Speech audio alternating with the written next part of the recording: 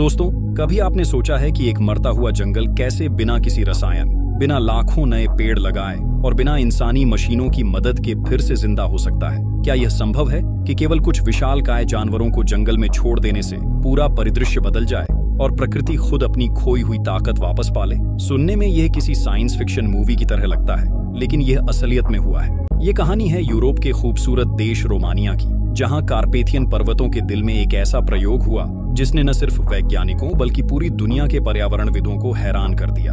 यह कहानी हमें यह सिखाती है कि कभी-कभी इंसान के बनाए हल छोटे पड़ जाते हैं और असली समाधान प्रकृति के पास ही होता है। लेकिन आगे बढ़ने से पहले आपसे हमारी एक छोटी सी गुजारिश है।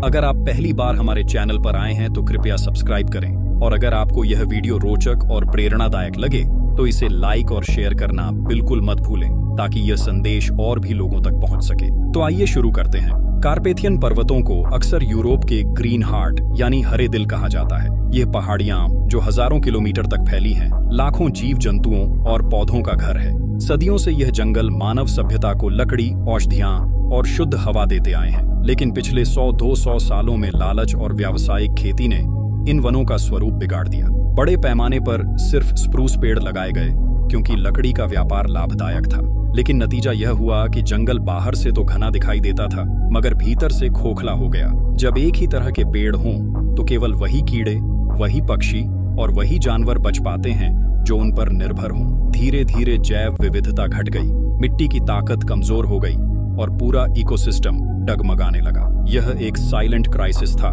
जंगल मौजूद था लेकिन मर रहा था। तभी वैज्ञानिकों और पर्यावरण कार्यकर्ताओं के दिमाग में आया एक साहसिक विचार। क्या हो अगर इस जंगल में फिर से बाइसन यानी यूरोपीय जंगली भैंसा लाया जाए? बाइसन कभी यूरोप का गौरव थे, लेकिन 20वीं सदी की शुरुआत तक वे शिकार और आवास नष्ट होने के कारण लगभग विलुप्त हो गए। सिर्फ चिड़ियाघरों और प्रजनन केंद्रों में कुछ दर्जन बचे थे। कई दशकों की मेहनत से इनकी संख्या थोड़ी बढ़ी और फिर पहली बार यह सोचा गया कि इन्हें उनके असली घर लौटाया जाए। लेकिन यह विचार जितना रोमांटिक था उतना ही खतरनाक भी। आलोचकों का कहना था कि इतने विशाल जानवर जंगल के बचे खुचे पौधों को भी छट कर जाएंगे, नई पौधों को पनपने नहीं देंगे और हालात और बिगड़ जाएंगे। कई वैज्ञानिकों ने इसे मैड एक्सपेरिमेंट तक कह दिया, लेकिन एक छोटी टीम अपने विश्वास पर अडिग रही। उन्होंने कहा, अगर जंगल को बचाना है तो उसके असली राजा को वापस लाना होगा। और फिर हुआ इतिहास। 100 से ज्यादा बाइसन अलग अलग यूरोपीय देशों से लाए गए और कार्पेथियन के बीमार जंगलों में छोड़ दिए गए। कोई खास निगरानी नहीं, कोई अतिरिक्त सुविधा नहीं, बस उन्हें आजाद छोड़ दिया गया।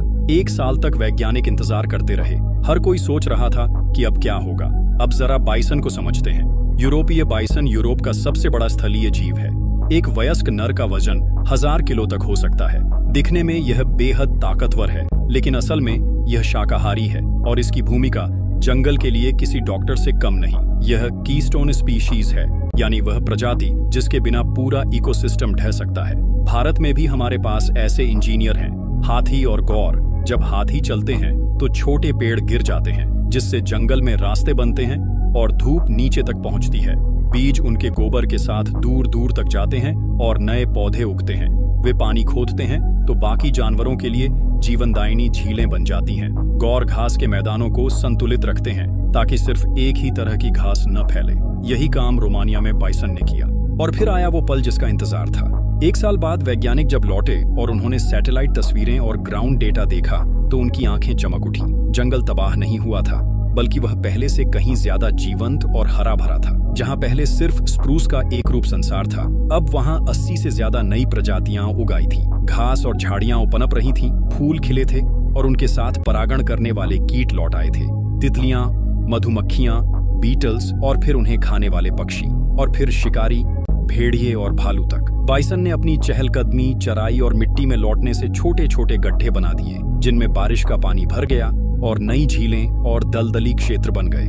यह सब इंसान कभी नहीं कर सकता था, लेकिन प्रकृति ने खुद यह सब अपने अंदाज में कर दिखाया। इस प्रयोग ने साबित किया कि बाइसन जैसे बड़े जानवर सिर्फ जीव नहीं बल्कि इकोसिस्टम इंजीनियर हैं। इन्हें बचाना मतलब पूरा जंगल बचाना। यही सोच भारत में प्रोजेक्ट टाइगर और प्रोजेक्ट एलिफेंट जैसी योजनाओं की रीढ़ है। जब बाघ रहते हैं तो शिकार प्रजातियां नियंत्रित रहती हैं, जब हाथी रहते हैं तो जंगल संतुलित रहता है। अगर ये गायब हो जाए तो धीरे धीरे पूरा जंगल खोखला हो जाता है। अब जरा सोचिए, अगर भारत में भी ऐसे रिवाइल्डिंग प्रोजेक्ट्स शुरू हों, गुम हो चुकी प्रजातियों को वापस लाया जाए, बड़े शाकाहारी और शिकारी जानवरों को उनके असली घर लौटाया जाए, तो हमारे जंगल कितने मजबूत हो सकते हैं। यह सिर्फ पर्यावरण का सवाल नहीं, बल्कि हमारी नदियों, हमारे पानी, हमारी खेती और हमारी सांसों का सवाल है, क्योंकि जंगल सिर्फ पेड़ों का समूह नहीं, वह हमारी जिंदगी का आधार है।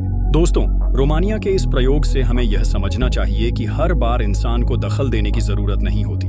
कभी कभी सबसे समझदारी का काम है प्रकृति को उसका हक लौटा देना। यही रीवाइल्डिंग का मतलब है, प्रकृति को फिर से खुद चलने देना। यह कहानी हमें उम्मीद देती है कि हम चाहे कितनी भी गलतियां कर लें, अगर हम सही कदम उठाए तो धरती खुद को फिर से ठीक कर सकती है। तो दोस्तों, ये सिर्फ जंगल और बाइसन की कहानी नहीं, ये इंसानियत के भविष्य की कहानी है। बताइए, क्या आपको लगता है कि भारत को भी ऐसे प्रोजेक्ट्स अपनाने चाहिए? क्या हमें भी प्रकृति को फिर से उसके डॉक्टर और इंजीनियर लौटाने चाहिए? अपनी राय हमें कमेंट्स में जरूर बताइए।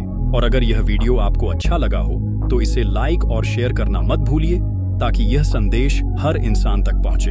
अगले वीडियो में फिर मिलेंगे एक और हैरान कर देने वाली सच्ची कहानी के साथ। धन्यवाद।